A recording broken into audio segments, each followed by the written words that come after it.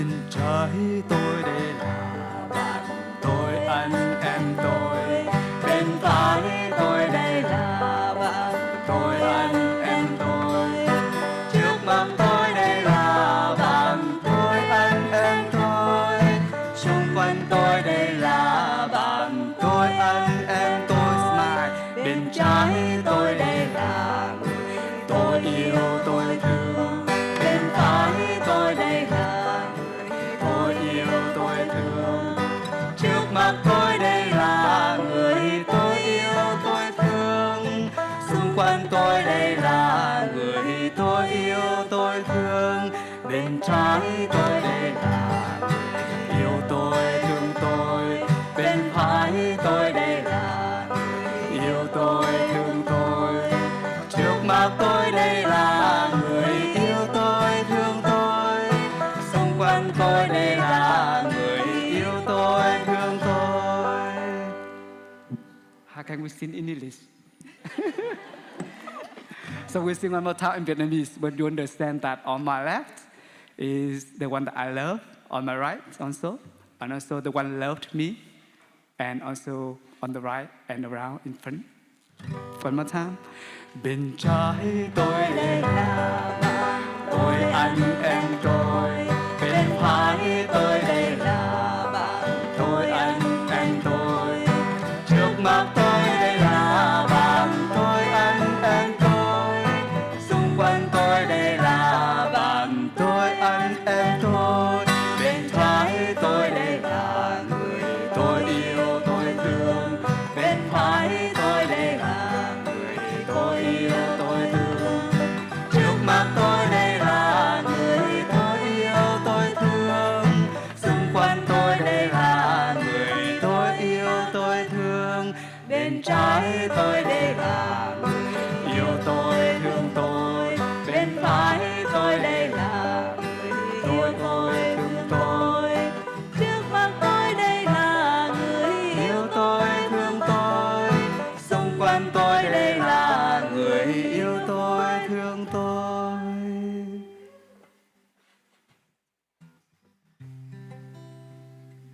Happiness. We sing the song Happiness. Happiness is here and now.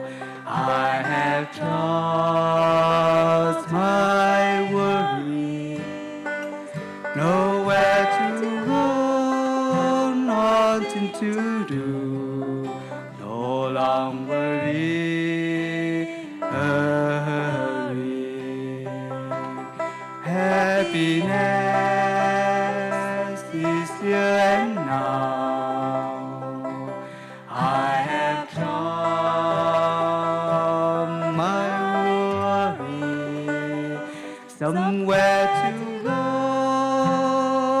something to do. But I don't need to hurry. Ta hạnh phúc đến giây phút này. Lòng ta biết dứt hết âu lo, không đi đâu nữa, khó chi để làm. Không buông bỏ, sống không vội vàng. Ta hạnh phúc liền giây phút này. Lòng ta quyết dứt hết âu lo, thong dong khi bước thẫn thờ lúc làm. Lòng thanh thản sống trong nhẹ nhàng. Còn một bài là cũng là Happiness, nhưng cái bài này là mình biết, mình nhận diện mình đang còn sống. Một khi mình thức dậy á, thì mình hát cái bài mỗi lần mình thức dậy là mình thấy vui. Mỗi lần mình thức dậy là mình thấy vui. Nhận diện đôi mắt này là mình thấy vui. Nhận diện cơ thể này là mình thấy vui, bởi vì ta đã học đời mang thương. Lần mình cất bước là mình thấy vui, mỗi lần mình ngồi xuống là mình thấy vui, mỗi lần mình thư giãn là mình thấy vui, bởi vì ta đã học nhìn đời bằng mắt thường. English. Whenever I wake up, I feel happy. Aware of my eyes, I feel happy. Aware of my health, I feel happy. Because I have learned to look deeply. Whenever I walk, I feel happy. Whenever I sit, I feel happy. Whenever I rest, I feel happy. Because I have learned to look deep. Mỗi lần mình cất bước là mình thấy vui, mỗi lần mình ngồi xuống là mình thấy vui, mỗi lần mình thư giãn là mình thấy vui, bởi vì ta đã học nhìn đời bằng mắt thường. Whenever I walk, I feel happy. Whenever I sit, I feel happy. Whenever I rest, I feel happy. Because I have learned to look deeply. Thank you. So I think it's enough to be happy. Mm-hmm. So panelists, are you ready? Yeah. So we hear the small sound of the bell. We may stand up to welcome the Dharma teachers for the panel sharing this morning. Nghe một tình cảnh, xin mời đại chúng mình đứng dậy.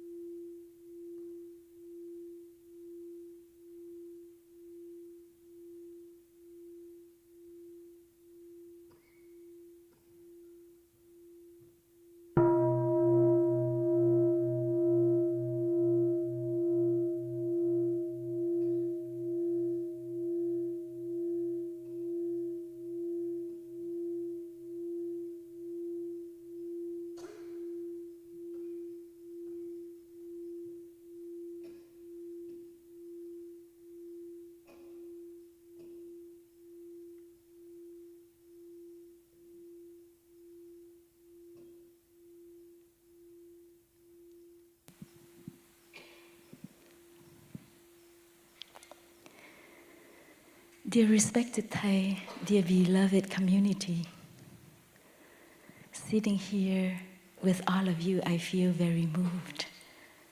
The last time I was here was 10 years ago during Thay's US tour in the year 2013.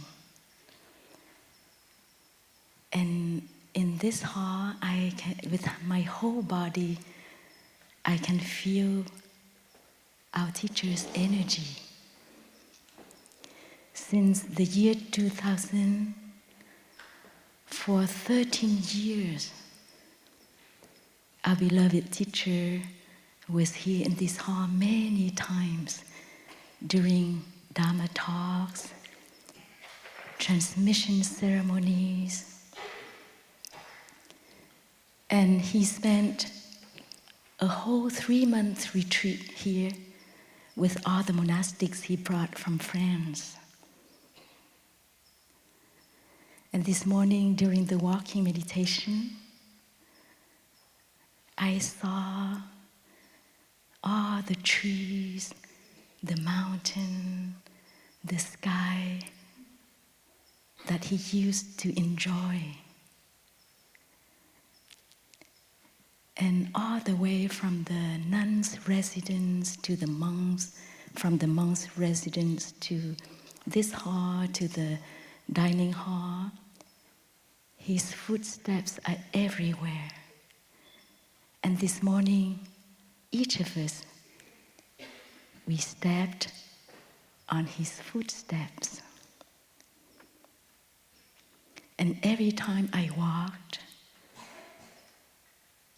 it's impossible for me to walk in forgetfulness.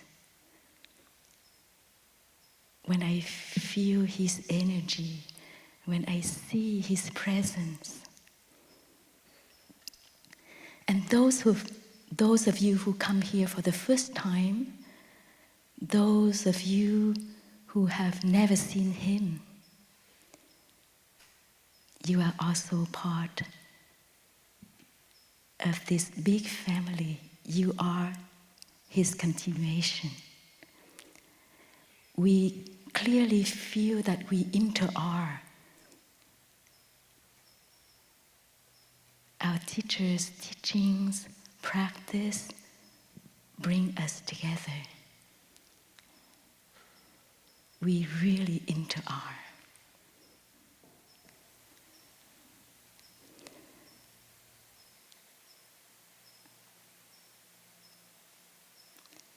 For those of you who have never met Thay, our beloved teacher,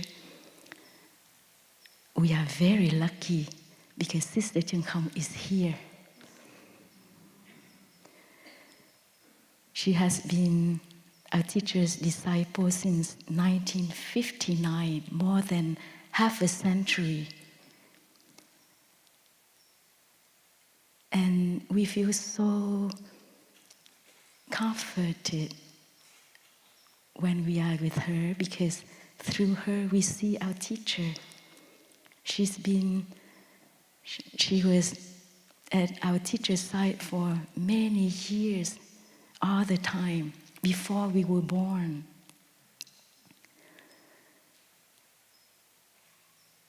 And looking at her, we see the whole life of experience in the practice. She lived in the midst of the war, of the Vietnam War. She ran under the bombs, the shooting. She lived through killing, murders, hunger, all the atrocities of war. And she's still here with us in good health, beautiful. And many of us, we really want to know the most difficult, the most challenging moments in her life and how she overcame. Was Thay there with her? And did Thay help her? what did our teacher tell her? We would love to know, to listen to her stories.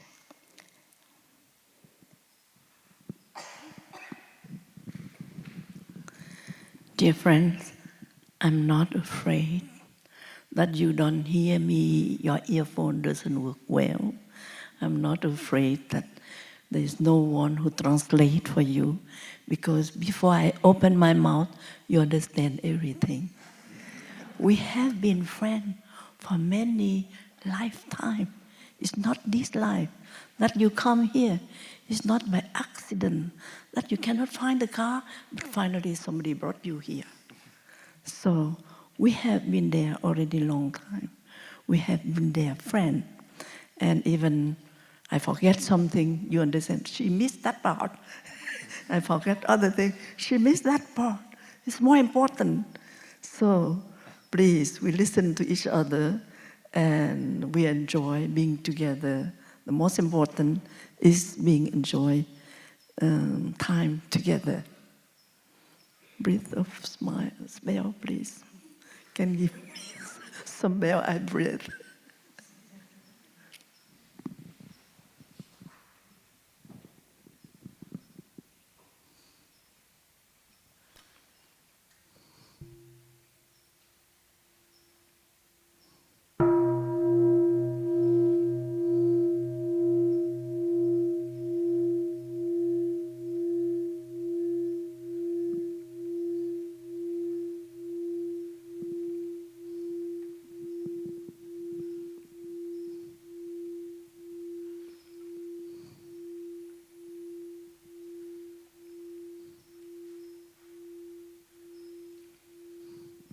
Should I remind you the song that we sang a long time ago, many dozens of years already? If you forget, the other will remind you. Every morning when I wake up, please sing with me. I am happy, being aware of my eyes. I am happy, being aware of my heart. I am happy because I have learned to look deeply. Whenever I walk, I am happy. Whenever I sit, I am happy. Whenever I rest, I am happy because I have learned to look deeply. And then I want to ask you, what part you forget? And we remind each other, and we share the experience to each other. Sometimes I forget, but you remind me. Sometimes you forget, I remind you.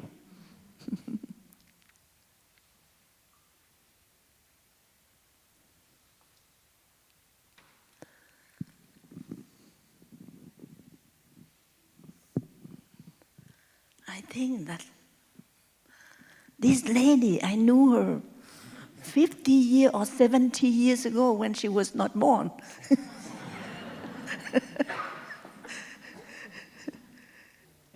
And Kenley, he know everything.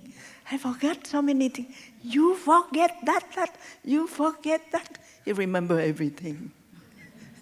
And Brother Pablo too. I don't know. We are walking, a close friend. But the first time we met him as a group, but he had been there already. And then he joined like normally. He must be in the group. And we are always like that. So if you forget, you have the impression, maybe I'm not sure. I'm not sure that last life I have been here. But then other event arrive, and then you say, that's right. I was there. So this morning, I'm so happy to come back home, because here is my home. My home is not in Deer Park Monastery. Home is wherever you all are. So even in Orange County, when we do baking way to, like in the time of the Buddha, I also feel home. I also feel home. And it's what Thay, our teacher, used to remind us that we are home. And we come here, it's not for begging anyone, anything.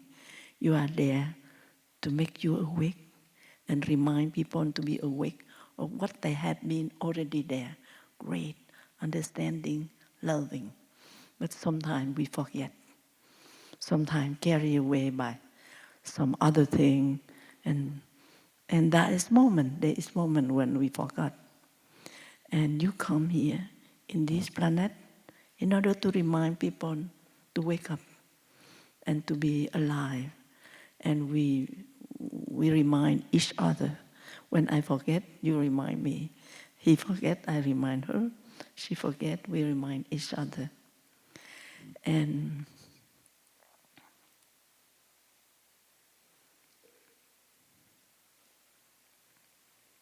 when Thầy also remind us, many others also know that presence, don't be the banana. The banana, the skin is yellow, but inside is white. And sometimes you are like a banana. You live as inside white, but outside you don't know, or you only know, you only look like a Vietnamese or an American or a Japanese, but inside is different. So try to be a real banana. Outside and inside, you are one. And if I forget, you remind me.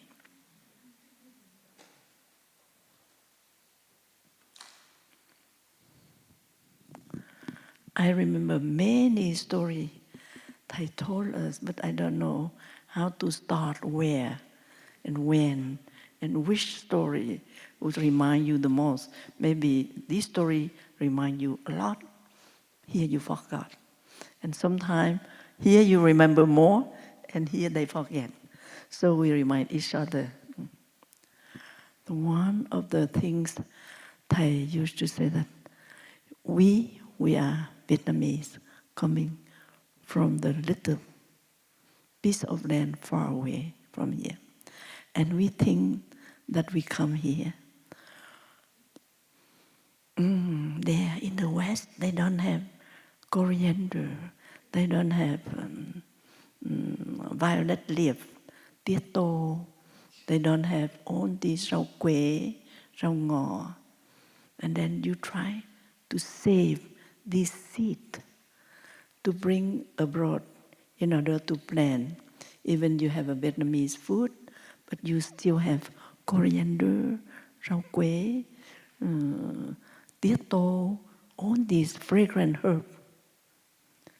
But you plant this seed where? So you try to keep full communication with your children. Don't let them go back home. A Vietnamese boy or girl, they go home, they say that, chào bố à, chào mẹ à, chào ông à, chào bà à, I'm home.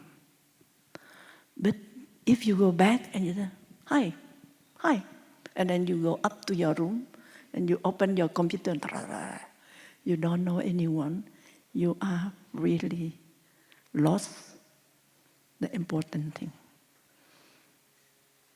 You are no longer coriander, you are no longer tiết tô, you lost. And don't be outside is yellow, inside is white or something like that. So we try to live deeply our life.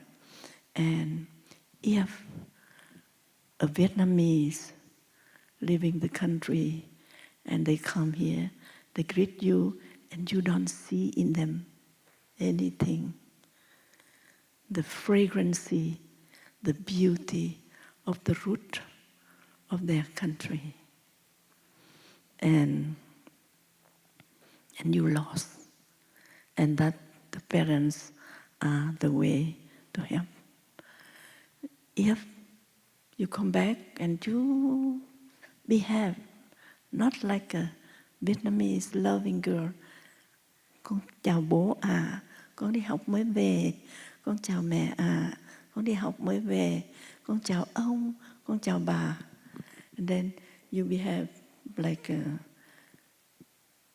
foreigners in your own family. And after that, many young people come back. Daddy, give me the history of Vietnam. Where is Vietnam? Where is? And of course, you don't need to be Vietnam. If you are, where is Japan? Where is Japan? How people behave like that? And so the main point is Thay always remind us to go back to our root and to be a real banana, white inside, yellow outside, and everything must express their true meaning. And I remember there is a number of those who thought that they are communists, they are against those who want to recuperate Vietnam and so on. So they are preparing big pile of saying, Thich Nhat Hanh, he is a communist, we have to chase him away. But they go in and they have the big pile. If your son or your daughter come back home and do not have anything about the essential teaching of our ancestors, please consider like you lost your son. Try to help him to restore the beauty as a Vietnamese son of this planet, of this corner of the planet, or daughter of other corner of the planet. So in many places, people, the Vietnamese wear áo dài, somebody wear the kimono, somebody wear everything, and we are enjoying time together. And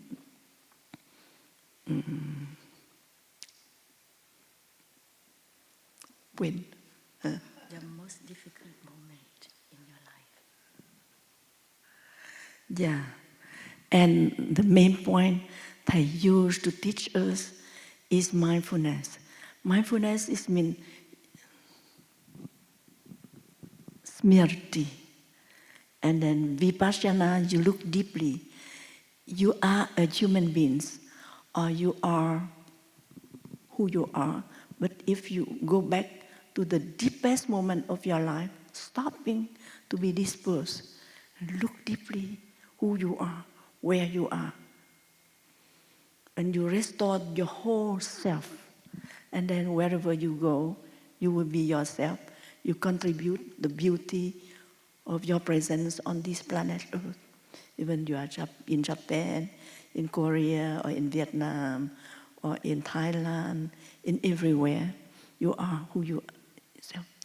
And then when you encounter a most difficult situation, who will save you? Of course, if you believe on God, you pray God, any highest religion. But even you are a Christian, you are praying God, but nobody prevents you to touch the deepest of yourself. And the deepest of yourself is go back to yourself. Restore body and mind are one.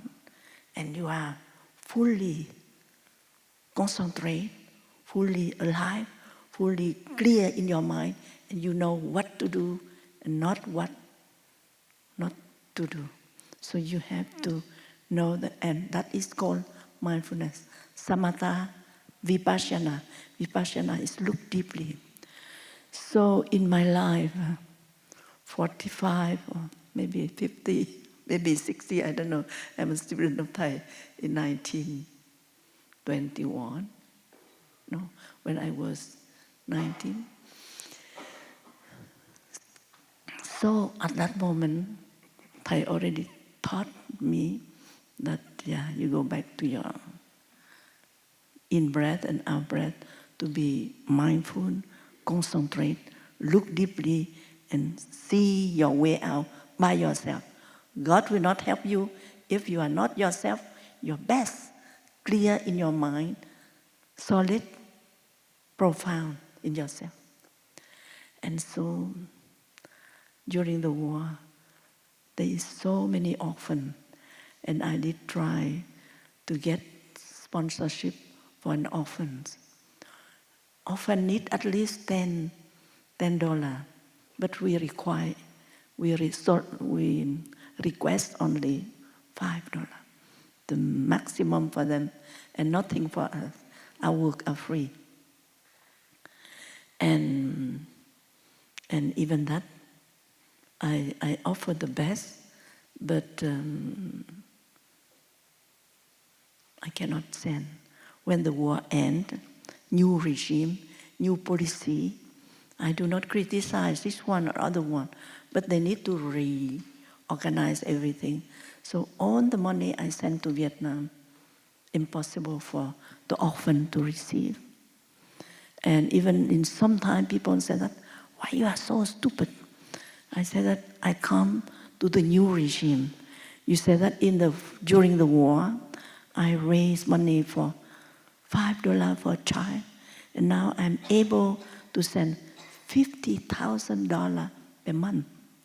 Not for me, but for 50,000, each child have only $5.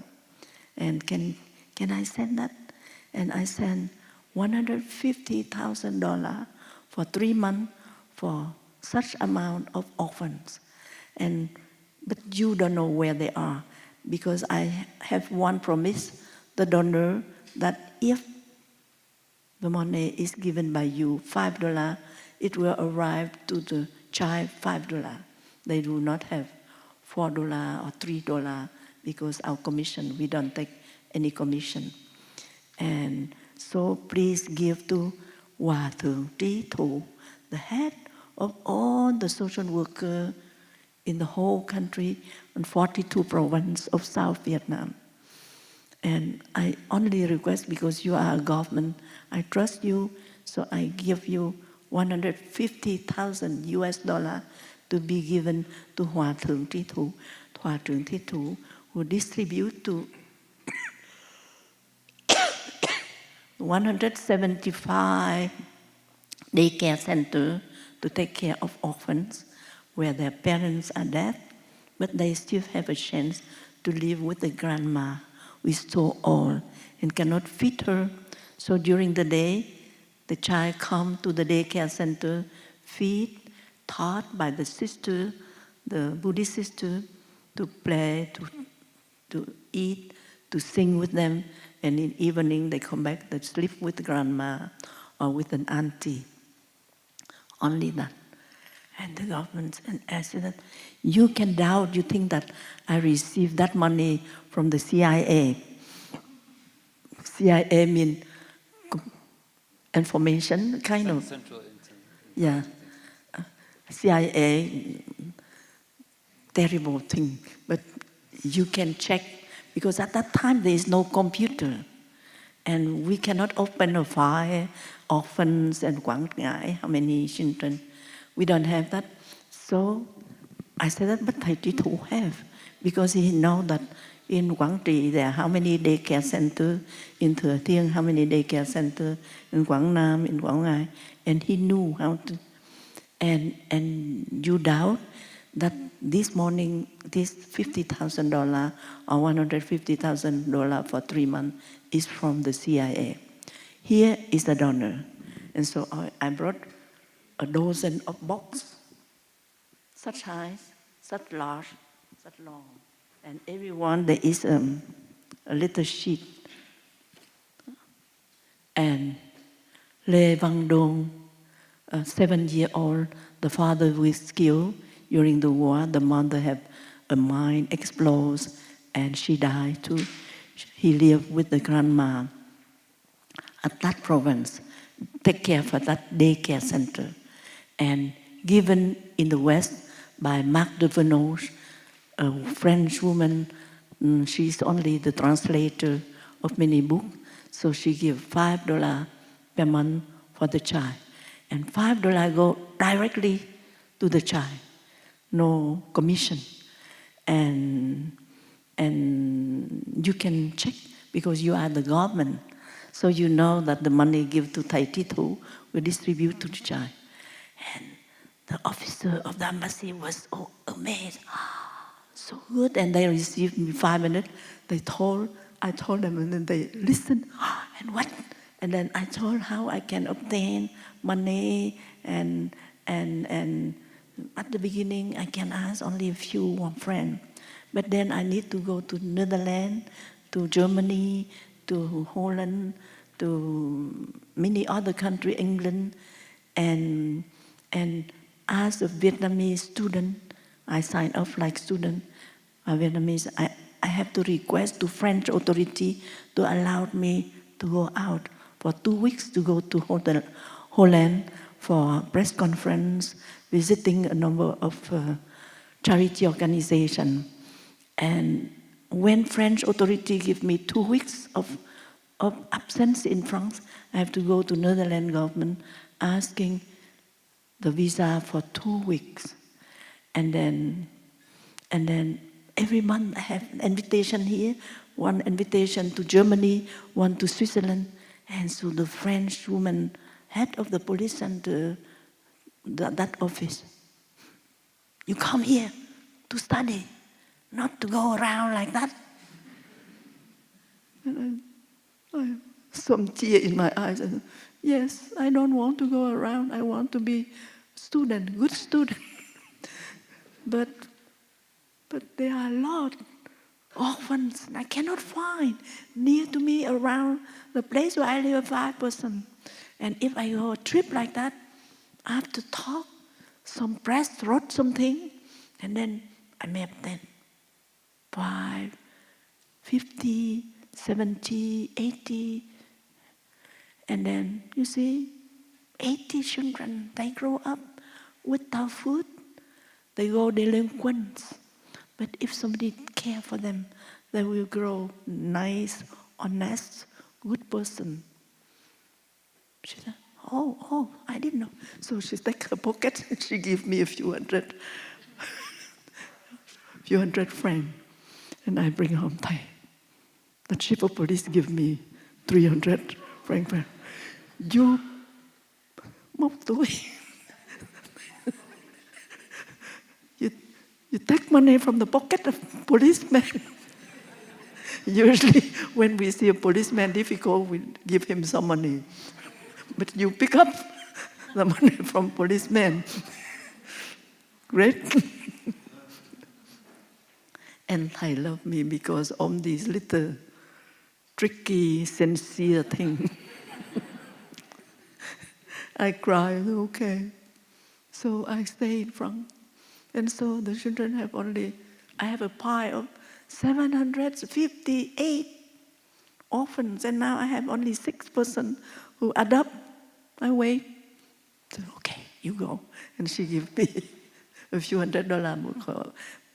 But next time, every time I have an invitation, I go and I see her, she always gives me some money. She's a wonderful woman. And so I make friends. With so many people. And that is, from the difficulty, I just sit down and just cry. You ask me how I overcome difficult moments. I didn't do anything. I sit down, I cry. And the police open their pocket and they give me some.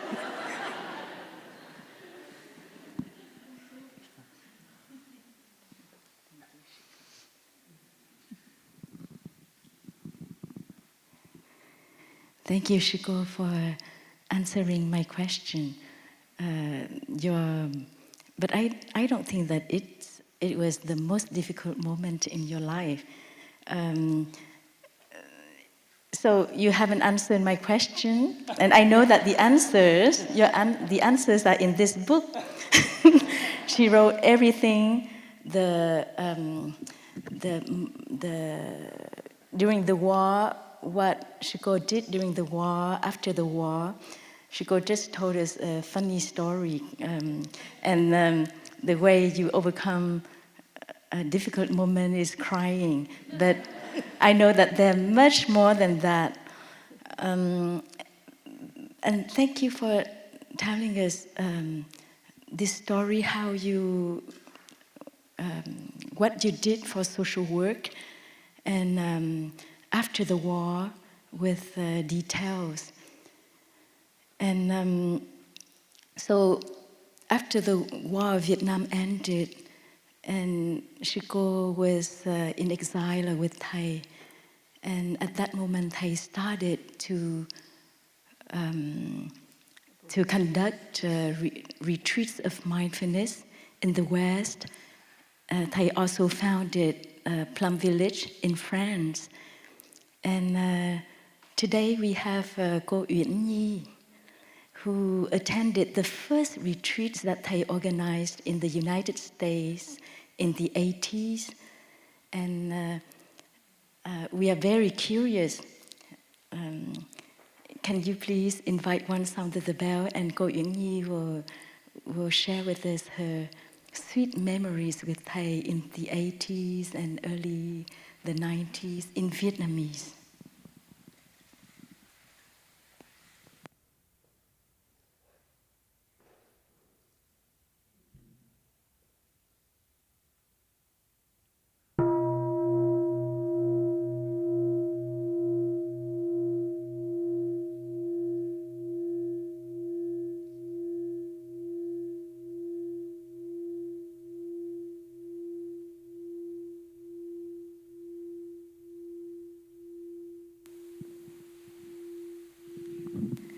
I would also like to ask cô Uyển Nhi one question.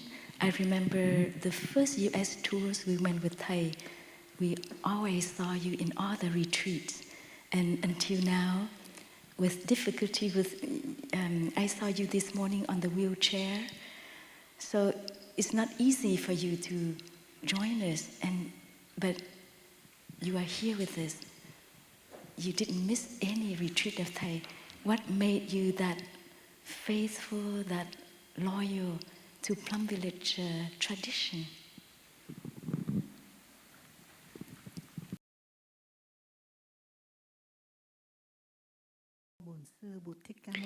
Namo Shakyamuni, dear respected Thai, dear sisters and brothers, and dear friends, dear Sangha.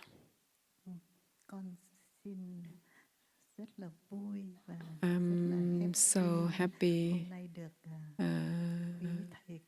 to have the opportunity to come up today to share. And it's at my surprise, but I will do my best to share some of my memories during the time I follow and learn with Thay. Maybe since 1985 or so. At that time, I was still a student, and I just graduated.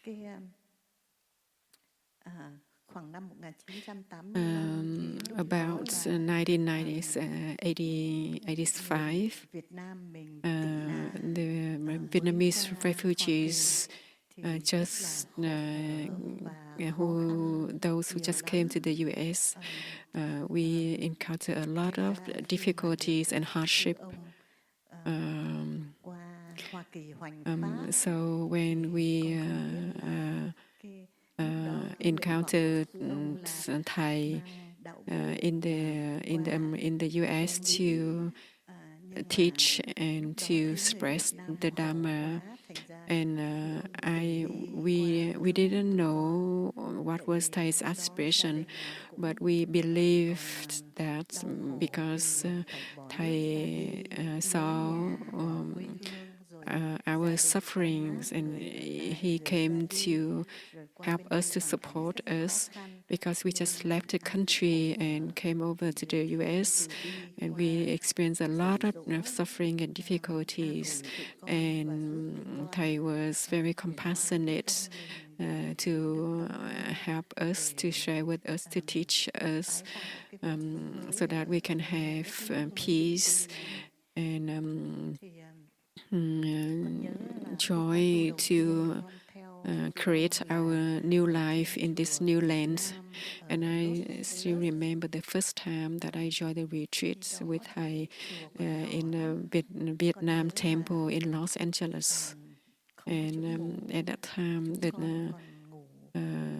the place was very simple and the temple is very small, so there was not enough space for us to sleep. So we slept under the altar and sleep all over in the Buddha hall, the meditation hall of the Vietnam temple.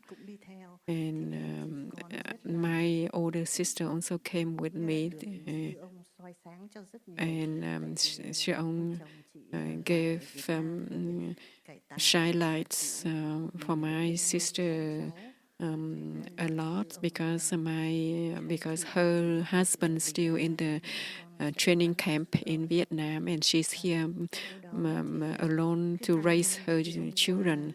So Thay was supporting him and supporting her and sharing with her a lot. And at that time, Thay didn't have the Sangha yet, so we are the lay groups to helped to organize the retreat. So have to go and rent a venue, a place to hold a retreat.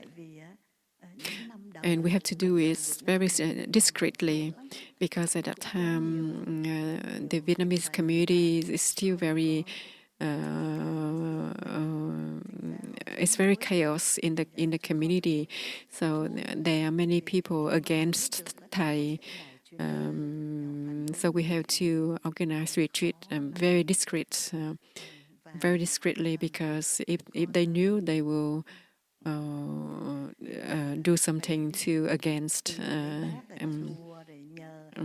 us and Thay. So we have to do everything very discreetly. We have to go to every individual friends to ask them to help to cook, to offer food, and use the computer in the office where we work to create the flyers.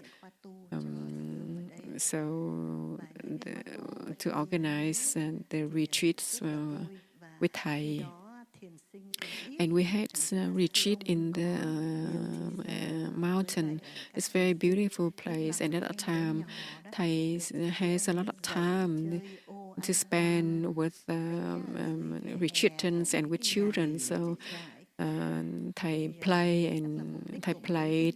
and taught the children all the traditional game. Other children in Vietnam, and Thay also taught the parents how to play with their parents and play the game with the children. So already at that time, Thay encouraged the parents to play with the children with these very simple games, so that they can be fully present for each other, for children. And at that time, my niece and nephews, my sister's children, they were little, and they also came to the retreat. But nowadays they grown up, and they worked in different places, so they didn't have the opportunity to come to the retreat anymore. But they still remembered the experience at the beginning with Thay, and they continue to live a beautiful life. And just recently, one of my sister's child contacted Lilian Jung, the author of the book Savor, that Thay was co-author with her. And she offered and signed a book and offered it to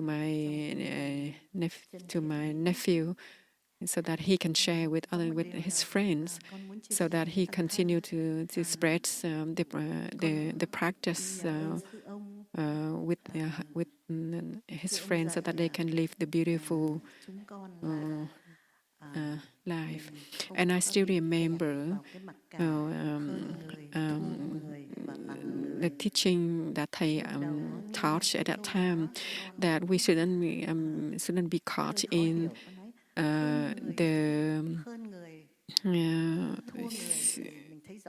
the feeling of inferiority complex, superiority complex, and equality complex. About inferiority complex and in superiority complex, I can understand, but equality complex, I don't understand. We didn't understand. But lately I understand that the main point is the complexes. So we should live in such a way that we don't compare it with others, so that we don't have any kind of complexes. Thay also taught that be beautiful, be yourself. So we are already a miracle. We are already beautiful. We don't need to compare it and to be like other people. So we don't need to have any complexes. We have our own beauty. We have our own goodness. So we don't need to be better than or less than or equal to anybody. So we can be at ease about ourselves, that we are already beautiful as we are, and we just need to enjoy our life and enjoy our happiness. Thank you, and I just share just a little bit like that. Thank you, Go. You share that you organized retreat very discreetly, because maybe because some people might against Thay. So I would like to explain a little bit more that during the war, Thay is not Thay is kind of not supporting any parties. So both of the parties in Vietnam, they have suspected and they against Thay.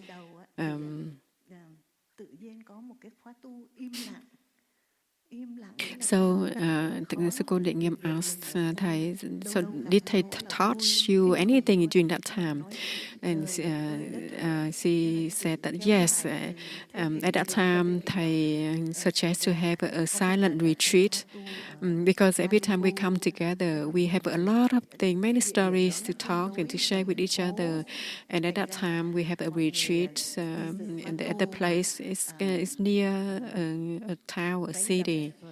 And people come to the retreat. They wear different kind of skirts and high heels shoes, and they talk a lot. So they go up to the mountain and talking, and so I was very upset and very disappointed because because he said that this is how can people come to the retreat and talk a lot like this? So Thay suggested to have the silent retreat.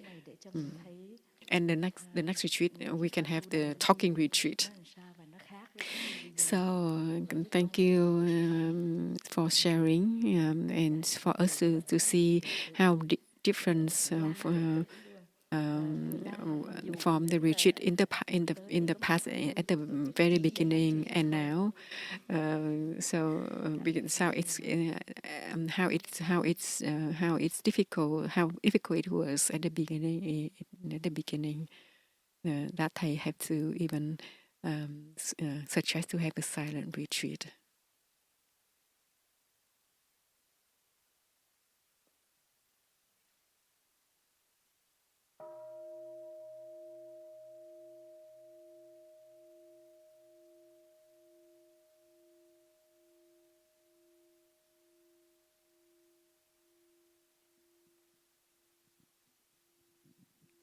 Hồi nãy sư cô quên cái điều mà one thing sư cô forgot. Giữa mình với những người sư cô giúp con nít đói mồ côi, mẹ chết. That sư cô try to help the orphans in Vietnam, and many people said that it's not good you did that. Because people from Switzerland, from Sweden, they didn't give any money because they said that all this money that will go to the governments, so they didn't want to give any money, but. And they against Siko, my program. And at that time, every time and we receive many profiles of the orphans, and Thay also said Thay also helped to translate the orphans profile, and every day Thầy receive 10 profiles to translate. And Thầy said that the Vietnamese they hate the Thai people because many pirates is from Thailand. They are the Thai.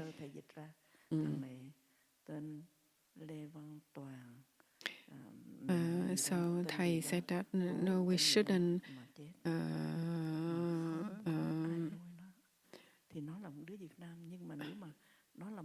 So Thầy tried to disband that thoughts, that view of hatred toward the Thai people. So Thầy translates a profile, and they said that if this 7-year-old child, they don't have the parents, and they grow up without parents and without good growing up, and then he got beaten. He looked around and he saw that the other children have a parents and living in a good environment and good conditions. But if that child grown up in that environment, and if they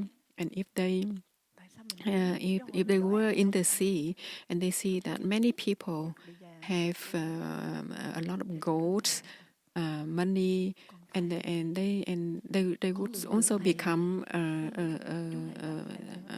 pirates. Don't think that I'm better than Thầy said. Don't think that I'm better than a pirate because I'm just lucky that I have my parents. Even though my parents are not rich, but they have enough to feed us and to grow, to raise us in at the village, and can go to when we can go to a village school.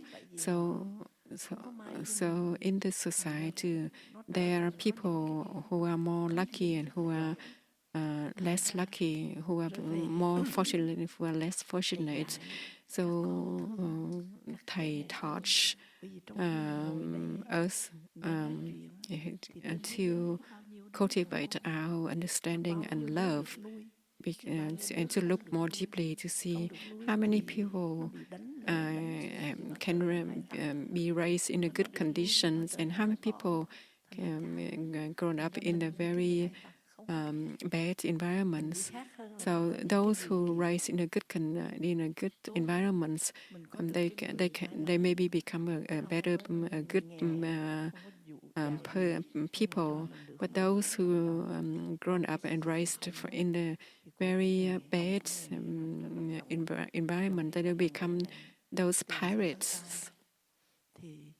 thì còn những đứa kia thành ra rồi ai cũng thương cô Chân Không, ai cũng thương thầy Nhất Hạnh, ai cũng thương những người, nhưng mà họ không biết là everyone love sư ông, and love Thay, and love sư cô Chân Không, but they didn't look deeply and to see that it's just because Thay and Sister Chân Không were raised up from a good family and a good environments, and those who pirates, those bad people, they are just very unfortunate people because they grown up in a very poor, very unfavorable conditions, and that's why. So we are sitting here. And there is no war in this country right now, but there are war in the Ukraine and other places. If we don't do something, then and we don't think about doing something to help other people, we just continue to enjoy life, to go to the restaurants and holiday. So remember, there are people who are living in the very difficult conditions, environments right now. So please call me by my true name. And Suko is singing the song, Please Call Me by My True Name in Vietnamese.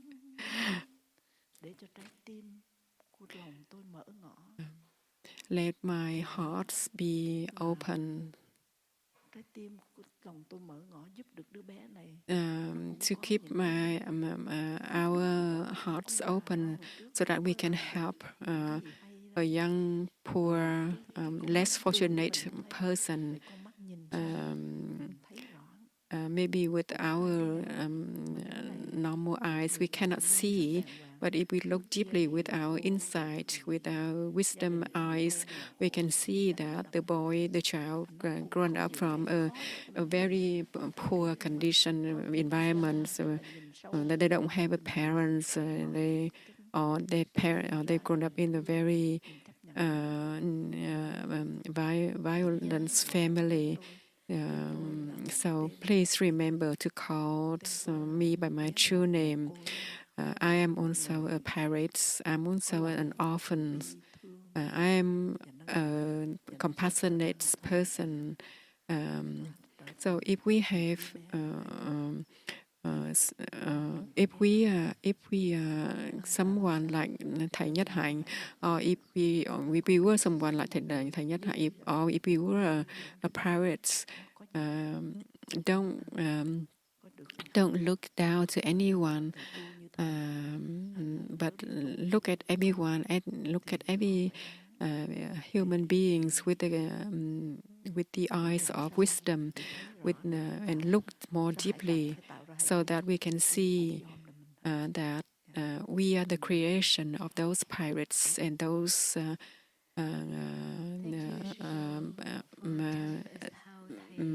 Zen masters like Thay.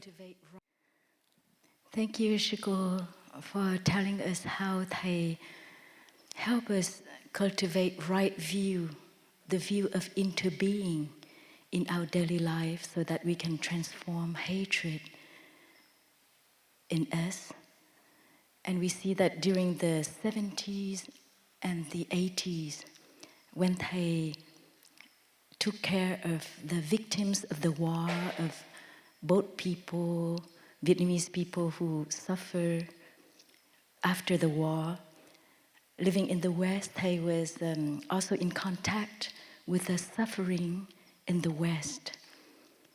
And to have peace in the world, we need to cultivate peace in oneself. And Thay continue to teach more and conduct more retreats and found the monastic community. Thay, during his whole life, he renewed Buddhism. And living in the West, he also wanted to share the practice of mindfulness in the West to alleviate suffering. And knowing that to be in the West, to help people, the practice of mindfulness needs to get rooted in this land. And when Thay founded the monastic community, we Vietnamese monastics, we saw that Thay really care for having Western monastics so that Western people get rooted in the practice and also help the practice to get rooted in the West. And I remember... You see, one day we are walking and we see a young American. He looks so nice. When he walks, he do not have the monk dress, but he walks so gently, so peacefully like a monk. And we said, he must be a monk. So we approached. And I remember living in the monastic community, we saw that Thay really offers special care and special support for the few Western monastics. Thay was aware that Buddhism or the practice of mindfulness, it's a new tradition in the West. And living in a monastic, Buddhist monastic community, when the majority is Vietnamese monastics, it's a big challenge. That's why Thay always care a lot, and he offers special love, special care for his monastic disciples. Here we have Brother Phap. I don't know whether he was aware of it, but we saw it. We were not jealous, but we followed Thay's model. We understood that for Thay's teachings or the practice of mindfulness or Buddhism to get rooted in the West, we need to have monastic and lay Western practitioners, because they will help Thay. They are helping Thay to continue towards the future.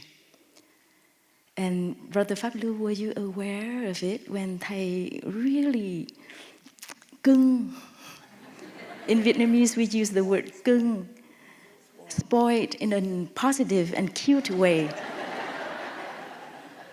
And Thay was very proud of his Western students whenever he traveled in China, in Asia. The first time when Thay went back to Vietnam, and the first thing he thought of is to bring his Western students with him, lay and monastic, to show the world that in the West, Buddhism or the practice of mindfulness is something new, but look at them, how they practice beautifully, so well. And I remember the Chinese people, the Vietnamese people, they were very impressed. Not only Thay was proud, but Sister Chân Khong and we were proud too. Brother Phap, do you want to share with us your private moments with Thay when Thay spoiled you?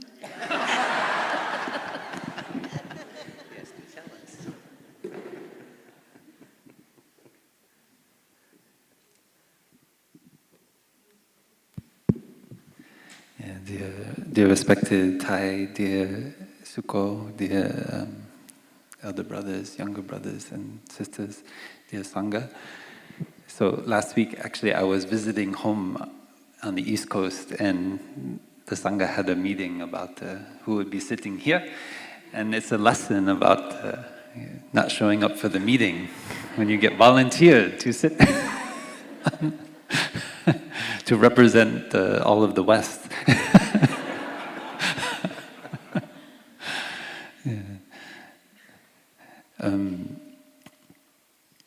So actually, I have many questions for Sister Niệm, but maybe I want to see first, are we okay to have this session go a little bit longer so we can ask questions of Sister Niệm as well?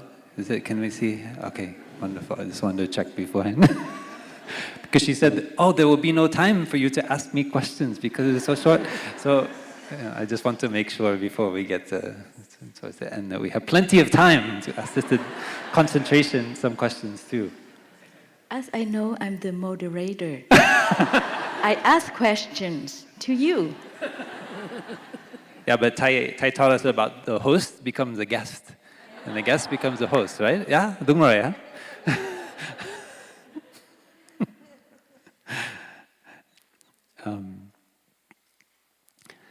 Yeah, I don't know. Somehow.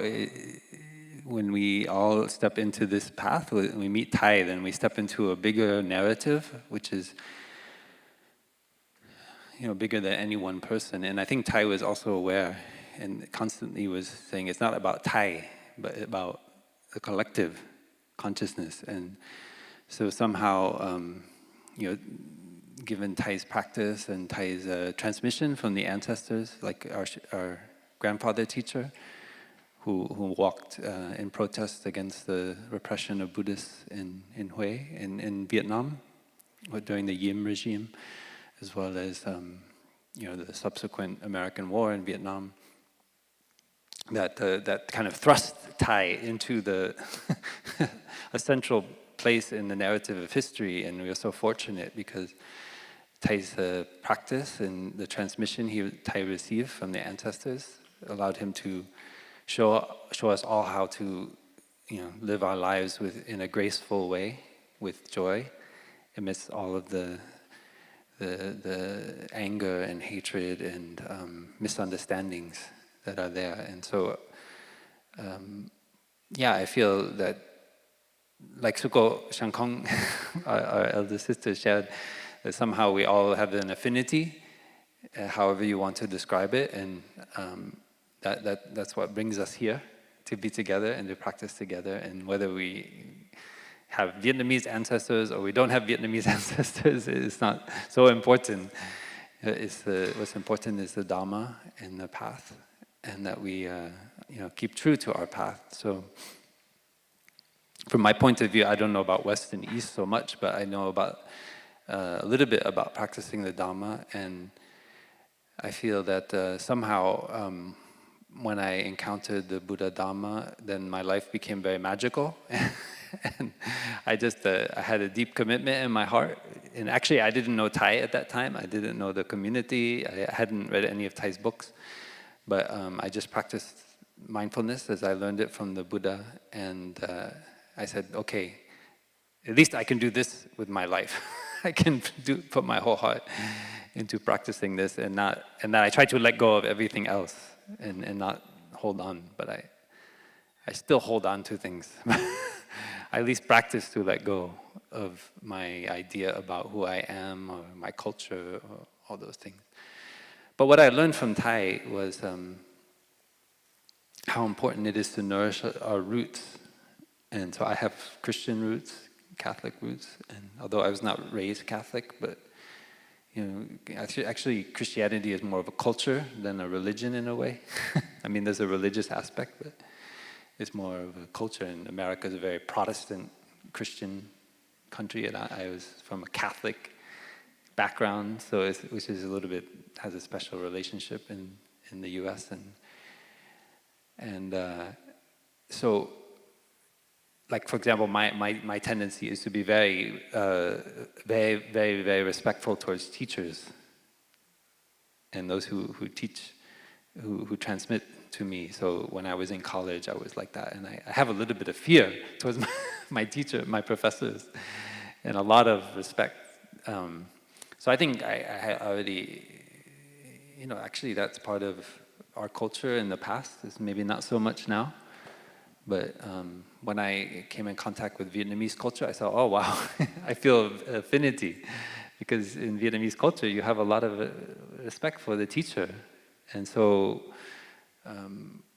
that's very easy for me. And that's a part of the kind of Catholic culture too. You respect the priest, the holy figure. Maybe sometimes a little bit too much, but anyway. I just got so much happiness and joy from practicing mindfulness. So I feel that, and I continue to grow and find new ways to transform myself. And I was just practicing meditation in my old college town in Hanover, New Hampshire, where I went to school, and some of the monks and nuns came into the bookstore I was working in part-time one day. And I felt like the monks that I read about in the sutras, they came out of the book into reality in front of me. And in fact, 2-3 weeks ago, I was with Sister Nghiem at that bookstore. We took a picture because she came in to the bookstore one day and asked me if I knew where there was a good Indian restaurant.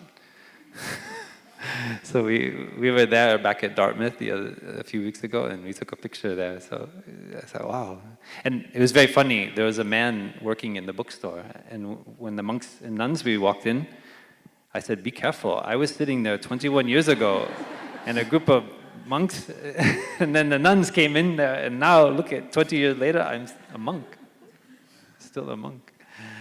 So he said, oh, okay, I'll be careful. I feel that we are all, like Sister Niệm shared, like a little bit spoiled, the Western brothers and sisters, by Thay, Cung. I think the Vietnamese word is not exactly the same as the English. Spoil is a little bit negative, but Cung is kind of, is Cung.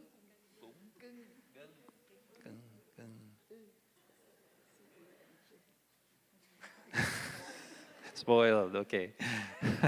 Gate. Cưng is hard. Cưng is born. Oh. Cưng. You see, I'm still pretty hopeless after 20 You years. are very spoiled. Oh, okay, And yes. in fact, it's not very spoiled, very support. I remember you just be a monk. I don't know if you are already bhikkhu, but something happened. The kind of young people go to the class and do some shooting or something, and then you ask the permission to come. We agree right away. You send you go back to this area, to spend some time with young people at that moment. That's very nice. But I must tell a number of our friends that we have a gap of culture. Even when Thay went back to Vietnam with a number of monks and nuns, but the monk and the nun, Western, shaved head, look handsome, beautiful. And then there are many people who long to see Thay, but cannot see. So when they catch, I don't know if Thay Phap, I don't know, and they pour on their suffering. Tụi con chờ Thầy lắm, but that monk is a German. Con chờ Thầy lắm, Thầy không về. Rồi 10 minutes, 20 minutes, 30 minutes. He was nervous. I don't understand Vietnamese, but con chờ Thầy. And then the Western want to have a meeting together in order to resolve all these difficulties. And on the side of the sister, many young sisters look so beautiful, like an angel in Cao Dao. And then she told me, oh, I'm very afraid of Vietnamese. They touched me. It means, then when I heard the word touch, it means you make something wrong. But I said that they touch you where? The eyes. We thought that she was touched in the wrong place, but they said, "Oh, your cheeks look so nice." And they touch. I said, and that says it's kung.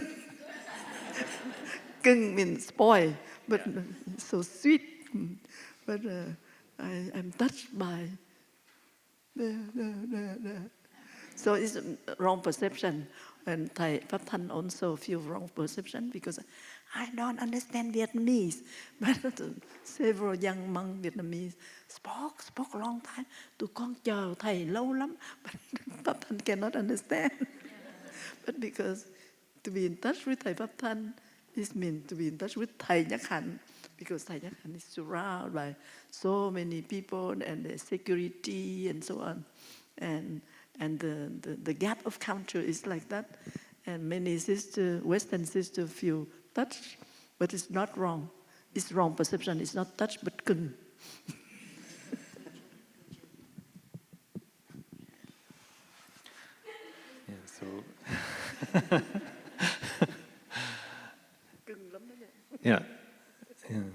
Yeah, I think we had the...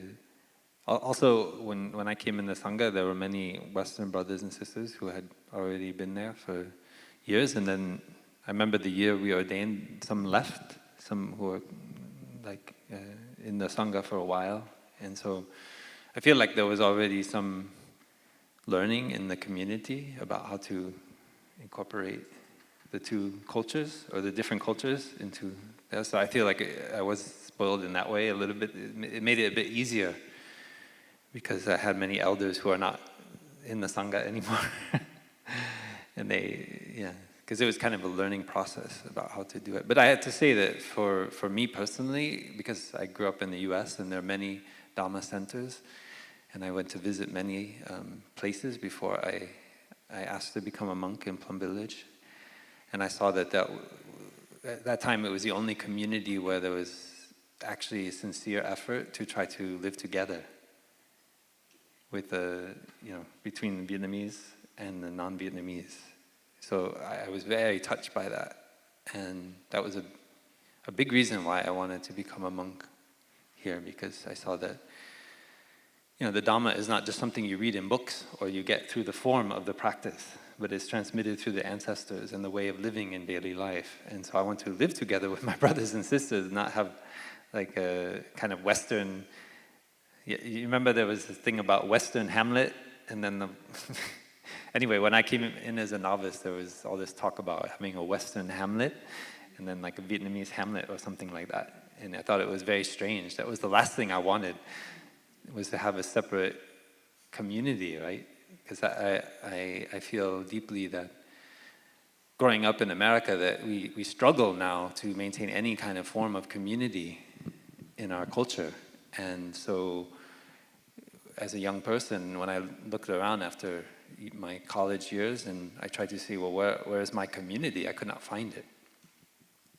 And so we make communities around like what products we buy, or what music we like, or like things we like, things that are like me, but rather than just like living together in the spirit of non-self, which is just like sharing food, sharing physical place, and all these things.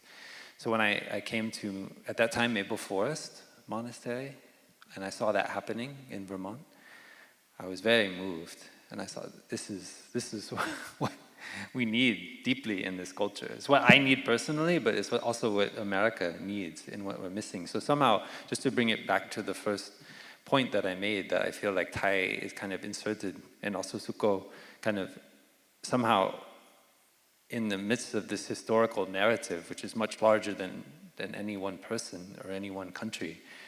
And because of the Dhamma and Thay's practice and Sukho's practice, we all benefit from that, because Thay is bringing that community, that wisdom of the ancestors to the country that it brought so much destruction to Vietnam. And so there's somehow this trajectory which is so powerful that is a great kind of demonstration of the deep transformative power of the Dhamma that, I mean, for me, as a young person, I don't see anything more important than that. I mean, to have the chance to be close to Thay and to learn from Thay and especially to get feedback.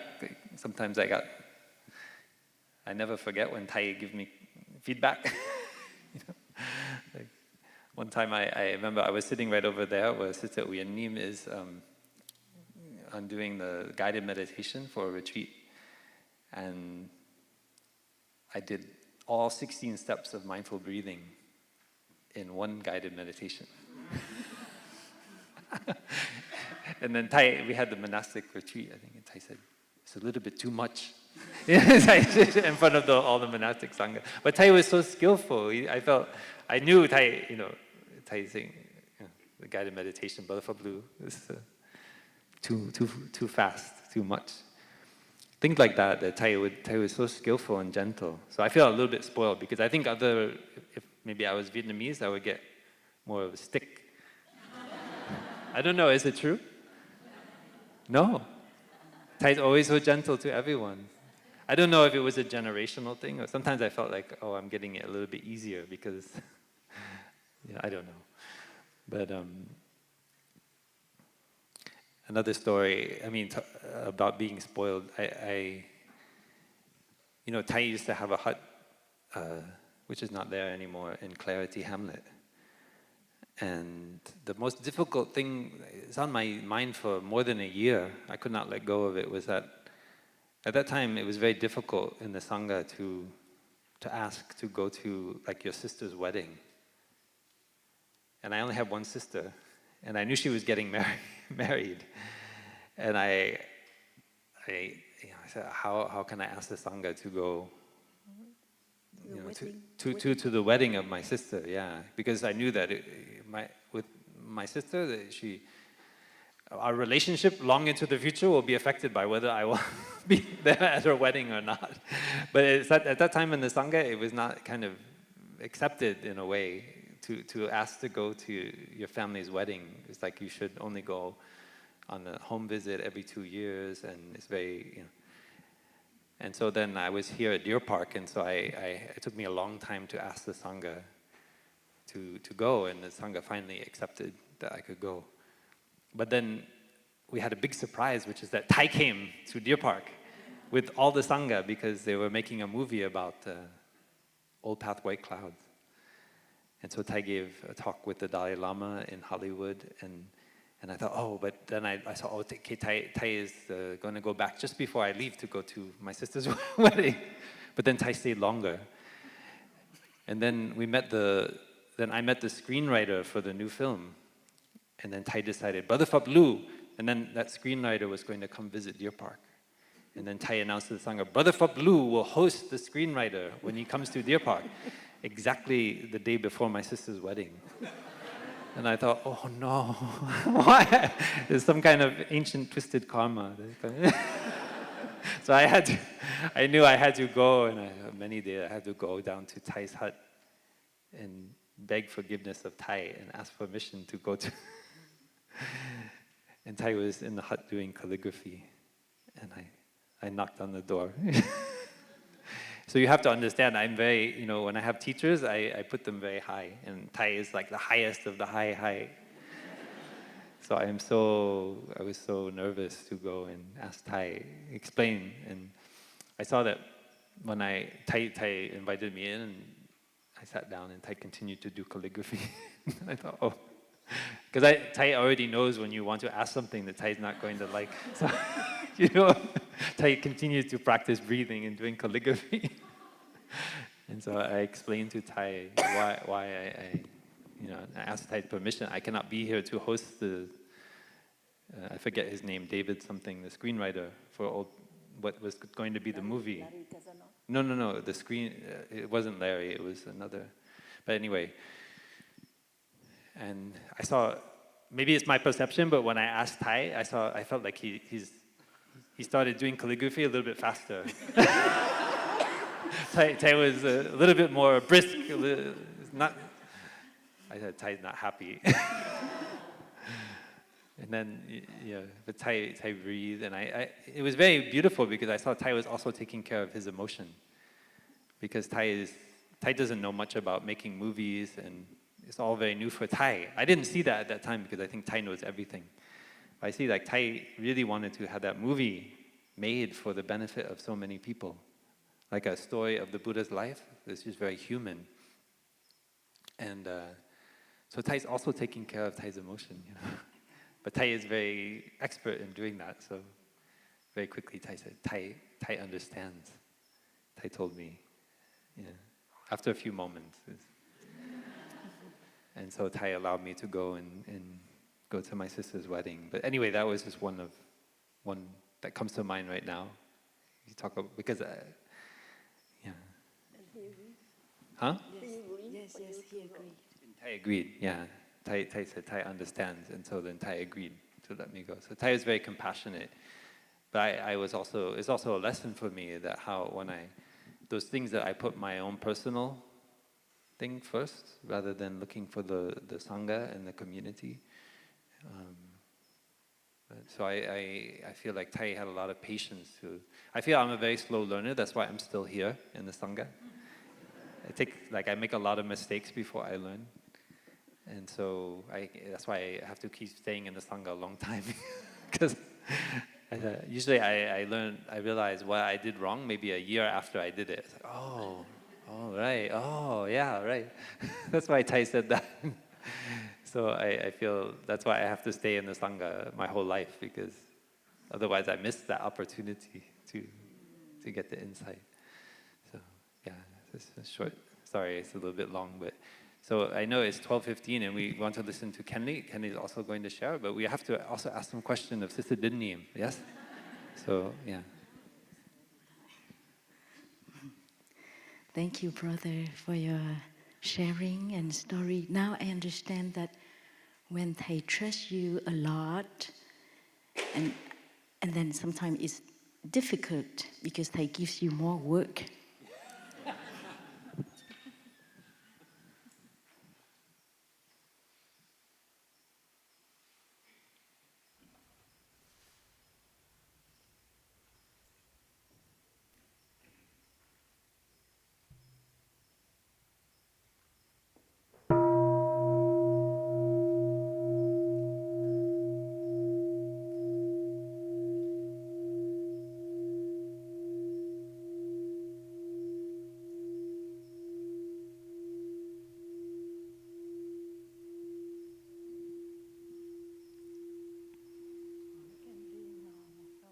Yeah. Dear Sangha, before Thay has his monastic disciples, all of Thay's lay students had to do all the work, everything. The OI members are those who are wearing the brown jacket. They organize Thay's retreat and everything. And even when Thay has monastic disciples, Thay often said that the spiritual need in the world is enormous. The monastics alone cannot do much. And lay students of Thay have to really work hands in hands with Thay and the monastics to help the world suffer less. And for many years, Thay really trained his lay students. Thay transmitted the 14 mindfulness trainings and transmitted the lamps to his lay students, hoping that all together, hands in hands, we can help the world. And here Kenley is an OI member and Dharma teacher. He has a lot to share because he organized many things, and he will share with us his experience with Thay in the practice, as well as stories behind the scene that we don't see.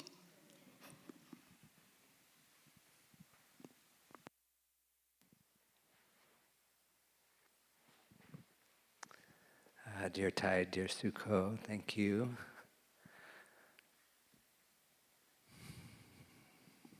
It's been such a pleasure to reflect these last 6, 8 hours, 12 hours of all the wonderful experiences with the Sangha and with Thay, and also to look around the room here and see just so many familiar faces, friends that I've known and maybe not even ever talked to, but have been here with me for many years. And that just makes me feel warm inside. And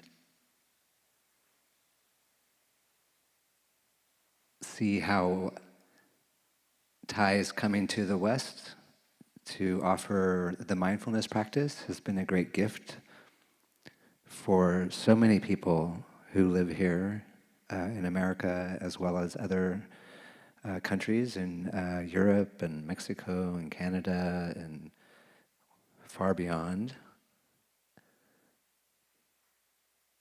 And we have such a broad number of OI members and Sanghas, especially in the US. I'll speak for the US, at least in this context.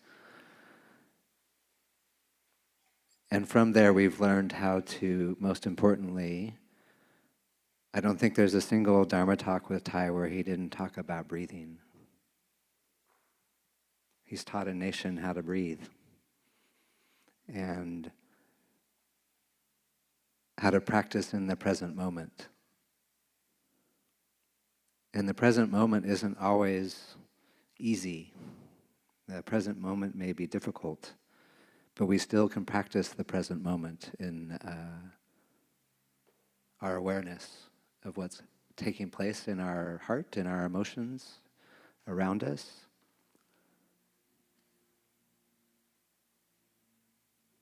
I remember, I'm supposed to tell a story or two. So I remember one time in Canada, we were, one of the greatest things has been able to travel with the monastic Sangha and Thay. It's such a thrill, you know, to see behind the scenes. Because what we see with Thay, when he walks out and he sits on the mat and the cushion, or he walks in front of us here, as he has so many times, or he writes on the board so ever beautifully in his perfect circles, or he erases what's on the board. This is his transmission to us. All those things that we see there, that's his transmission to us. We were in, I don't know what theater, it was a public talk in Vancouver, and I was behind the curtain backstage, and all the monastics were on the stage already, sitting, and I was just watching the video screen that we had for a camera in the audience that was pointed at the stage, and all of a sudden I felt like this presence behind me, you know, like there was a person there, so I turned around and there was Thay. And I scooted over a little bit so he could see the screen a little bit better, and he pointed and he said, "So beautiful," and he was so happy. He was just so happy to see the monastic Sangha sitting on the stage. And that made me happy, of course, and also to see how his happiness for the monastics before he went out, and it was beautiful. It was such a sweet moment with him, and yeah, I think the other things we've learned from Thay is that the teaching, the mindfulness practice, the breathing, the present moment practice can penetrate into many different places in our society. And so I've been able to help, along with Brother Phap and many others, over the years with the creation of Wake Up for young people and Wake Up schools for educators, And we have earth holders for ecology, taking care of the earth. And it's a way for people in our society to connect with other members as a community and give some attention to these important areas. And another area that Thay offered some attention to was business. You know, as you know, the Sangha traveled to some of the biggest corporations, and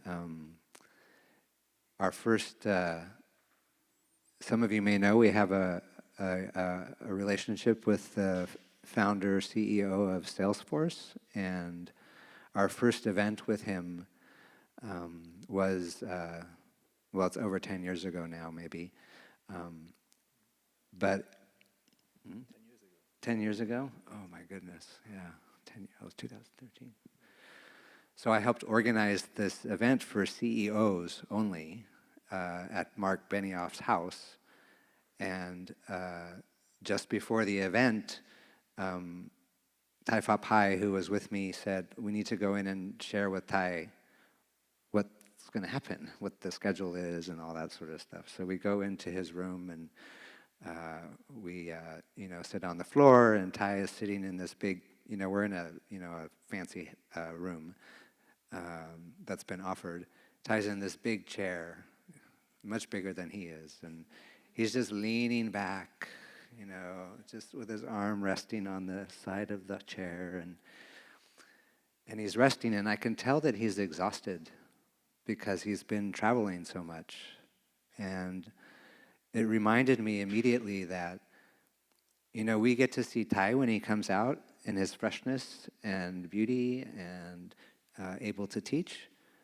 And I know that there are other times when he's completely and utterly exhausted.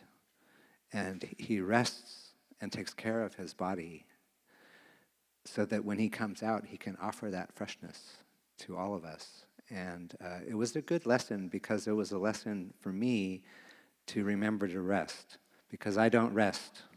At that time, I definitely didn't rest, and now I rest. And I've tried to apply those 4 aspects of monastic life, which is rest, work, play, and practice. Rest, work, play, practice. Yes, that's it. And the play one is very difficult for me, and the rest one is very difficult for me, but I continue to practice with them. Study, work, play. Study, work. Did I not say study? What did I say? Study, work, play. Okay. That's what it is. So it's been a long journey, and so in all these years of being with the Sangha and offering service and practicing breathing and present moment, when a difficulty arises, as did for me a number of years ago, it was a very extreme difficulty, and all I could see was the difficulty. I had a very hard time transforming that difficulty into some level of happiness. So all my practice focus went into another teaching of Thay's, which is around compassion and touching the earth. And compassion for myself is where that practice needed to be focused, because I had spent so many years with compassion for others, I had forgotten about myself. And that lesson from Thay many years earlier about resting and taking care of oneself was one that I've been working to cultivate in myself. And, I changed everything about my life in the last 4 years. And so as a result of that experience, almost 5 years ago, and I get to live my dream, I get to remain a layperson. And we have this wonderful book here, which I kept looking at this whole talk, and I'm like, this book is amazing, because it's about being a bodhisattva, and I can see how far I have to go, but it's a new English translation. This book was written 20 years ago in Vietnamese, and we never got to benefit from it until this year. So it's Thay's work on the layperson Vimla Kirti and his how he taught the bodhisattvas about the practice. So it's I like Thai Phap Lu. I'm on this journey and I continue to learn and practice. And gosh, if we go over a little longer, we could probably get a question or two in for Sister Dingyam, right? Yeah. One question. You have one? One question. We have time for one question? Ask the bellmaster. Yeah, okay. Just to say that, doesn't this book look beautiful? Just to say that Katie over here is the designer for this series of Thay's books, which is so beautiful, really honors the classic and timeless nature of the Dhamma teaching of Thay. Please take a look at this book. The Bodhisattva Path is called. It was recently translated by Sister Chanduk into English. And so, yeah. So I want to ask one question. I have 3 questions for Sister Dingyam, but I have to choose one of them. This is so difficult. But okay, I'll maybe... I'll ask one, but embedded in there are many questions. So many people don't know this, but Sister Dingyam, one year she made the vow to ask Thay a question every day for 1 year. Yes. Because she was going, if you know Plum Village, New Hamlet is very close to the Hermitage, and she would come to help Thay every day for various things. And so every day she had to think of one question. So I wanted to ask her, what is the either most memorable or most impressive answer, or question and an answer that Thay gave in that year that you asked Thay a question every day? We could spend the whole day here asking Sister Dingyam questions. She has so many things, but I gave her a full 3 hours to think about this question.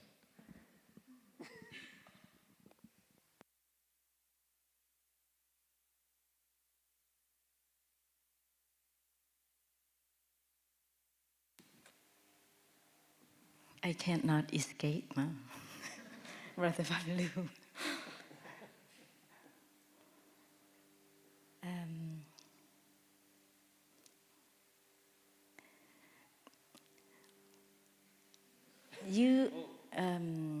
Okay, I will answer this question.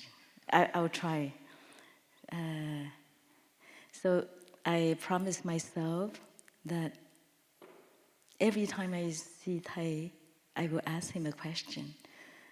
So I remember one question I asked him is about helping my younger sisters. Because as an older sister, Thay wanted us to train the younger ones, and we have so many young ones. So I remember I asked Thay, in the Diamond Sutra, there's a sentence: the bodhisattvas,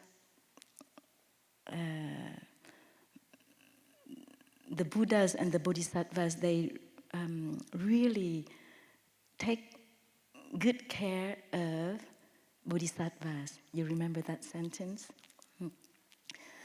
And I remember Thay also explained that question, that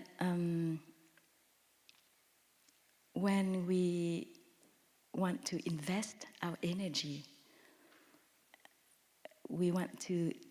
it's like when we garden, when we work in the garden, and when we sow the seeds on fertile soil.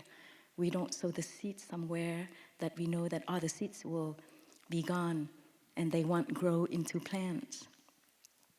And so in that Diamond Sutra, the Buddhas and the Bodhisattvas, they really take good care of Bodhisattvas, and it's also a question of intelligent investment, because they know that bodhisattvas will take care of all the millions of people. And so I asked Thay, I want to apply it with my younger sisters. I will give special care to those that I want they will also help the sanghas a lot. Is it a good training, a good investment? And Thay said, well, but sometimes you think that those sisters are not fertile soil for you to sow the seeds, but actually they are. And they are not fertile soil, and you think that you don't need to sow the seeds in them and you sow in other sisters, but actually they are. And Thay also told us a story that when he was a young Dhamma teacher and he taught in Buddhist institute, and in that class, he remembered that monk. He was just average. He was not super smart or something like that. And then years later, Thay met him again, and that monk became the abbot of that institute, of that temple. And Thay said, wow. And to be abbot of that temple, of that root temple, it's a big thing to continue the lineage of that root temple. And so Thay told us the story that don't ever underestimate anyone. And I was very touched by that teaching of non-discrimination. Sometimes we judge in the Sangha, oh, this one has a strong practice, that one doesn't, and this one serves a lot, that one doesn't. And with that judging mind, we don't sow the seeds equally. And when after hearing that teaching, I saw that exactly Thay never discriminate among his students. Everyone has the feeling that Thay loved me the most. Because whenever we are in front of Thay, we feel that Thay is fully present for us. And Thay always gave us the best of himself. So that practice of non-discrimination is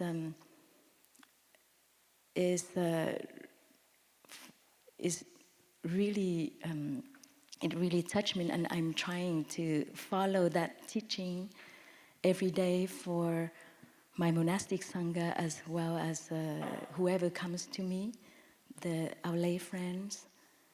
And today we have internet, and not only in person, the person in front of me, but also through Zoom or whatever, through email or text, whenever I'm in contact with someone, I really want to be fully present, like the way Thay was with us. And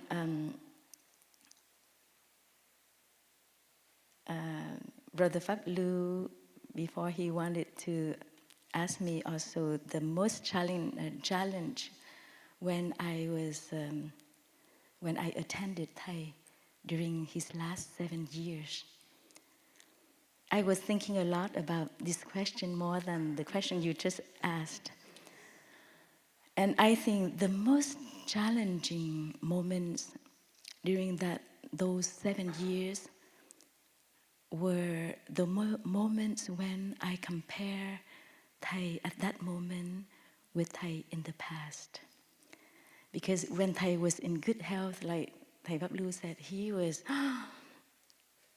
so great in everything. And after the stroke, Thầy didn't give Dhamma talk anymore, and we helped Thầy to do everything in his daily life. And I know that there were students of him who also suffer when they compare to the past, to Thầy in the past. And my practice was to dwell in the present moment and to see Thầy as he is, as he was at that moment. And when I dwelled in the present moment,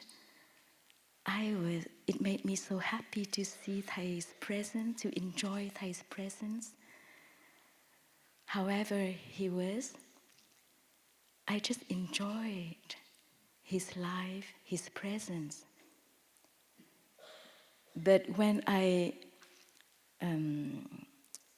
my mind wandered back to the past, right away, I suffered. And practicing dwelling in the present moment, I enjoyed every day Thay's presence, and also I could feel his transmission, his continuous transmission to us beyond words. His last 3 years in Huế were incredible. How Thầy built his bond with the monastics living in Huế, who became monastics without having the chance to see him in person. And many monastics read his books or watched him on videos and were so inspired by this beautiful path, and they made the vow to become monastics following that path. And it was a great surprise for them when Thầy came back to Huế, and every day they could see Thầy, or every 2 or 3 days they could see Thầy, and Thầy continued to offer them Thay's 100% presence with love and compassion through his eyes, through his gestures. And I could feel the bond between teachers and disciples. Some of the sisters are here.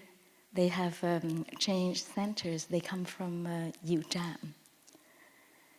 And with this bond, loving bond between teacher and disciples, I see how now they have some inner strength and some determination to continue Thầy.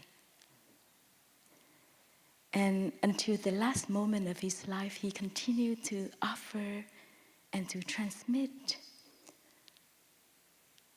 And if I didn't dwell in the present moment, and if I just compared Thầy with how he was in the past, I could have lost the opportunity to receive all his teachings and to enjoy all those wonderful moments.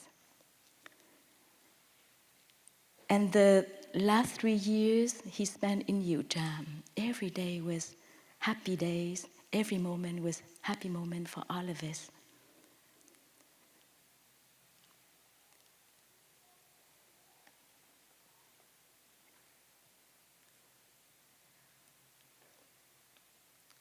And when I practiced dwelling deeply in the present moment, I understood how Thầy practiced it when he was in exile. The first few years in exile, Thầy missed his country, Thầy missed his students, like Sister Chân Khong and other students. Thầy missed his projects, Thay missed his blood families, his monastic brothers and sisters, and how Thay practiced to overcome. And I remember when I became monastic in Plum Village since the year 1993, I saw Thay happy, joyful.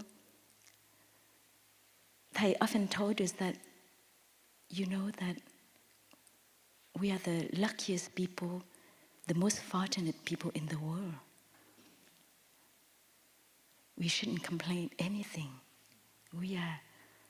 And from time to time, he reminds us that, you know, that this moment is a legendary moment. You know that this is the happy moment, the happiest moment. And they often reminded us. So, practicing dwelling in the present moment to go through the most difficult moments, my most difficult time during my monastic life, I can understand how Thay practiced it to transform his pain, his suffering into joy and happiness, real happiness. And I was so grateful. And I could really understand that whatever Thay transmitted to us was his true life, true experience.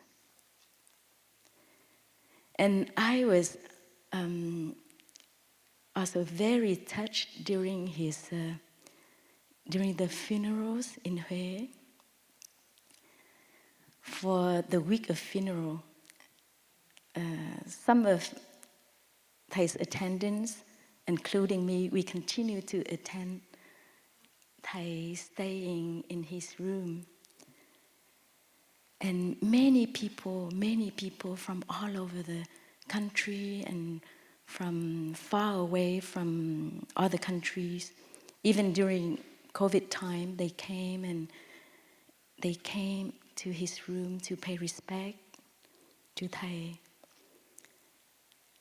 And there were venerable monks and nuns who came with a big delegation, and our senior monastics welcomed them, like Sister Chân Khong, Thay Phap were always there to welcome big delegation led by high venerable monks and nuns.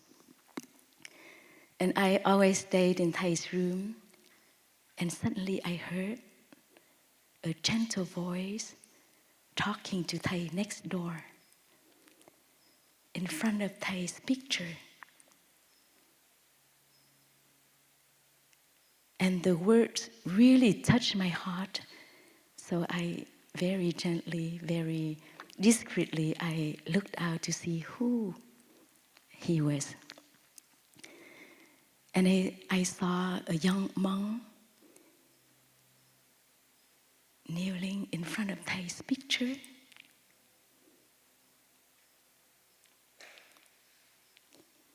And he talked to Thay like he was talking to Thay when he was, as if he was alive.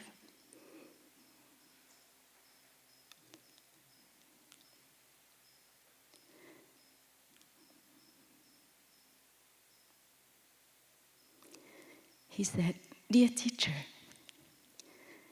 many of us, we have never met Thay. We have never seen Thay. But since I was a young monk, a young novice, I have been nourished and fed by Thay's milk, Thay's Dharma milk. I have read Thay's books, I have listened to Thay's Dharma talks.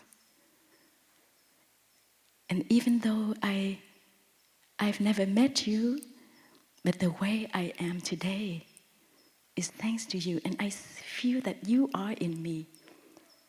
You are in my body, in my thinking, in my way of seeing things. And I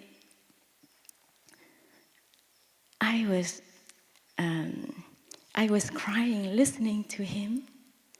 He was so sincere.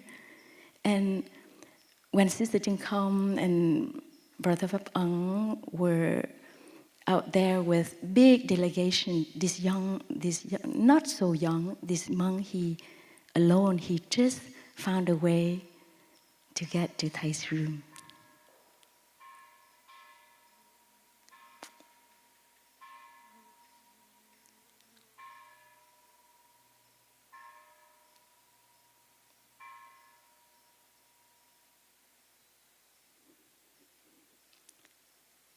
He found a way to get to Thay's room and had a private conversation with Thay. And after he left, I asked someone who was there, I asked, who's that monk? What's his name? And that person told me his name. And right away, that monk who is teaching everywhere on YouTube. He's a very popular monk. But because I remember his name, but I don't remember his face. He's a very popular monk in Vietnam, teaching everywhere to the young people, to senior people, very, very popular. Thank you for listening to my sharing, and I wish you bon appétit.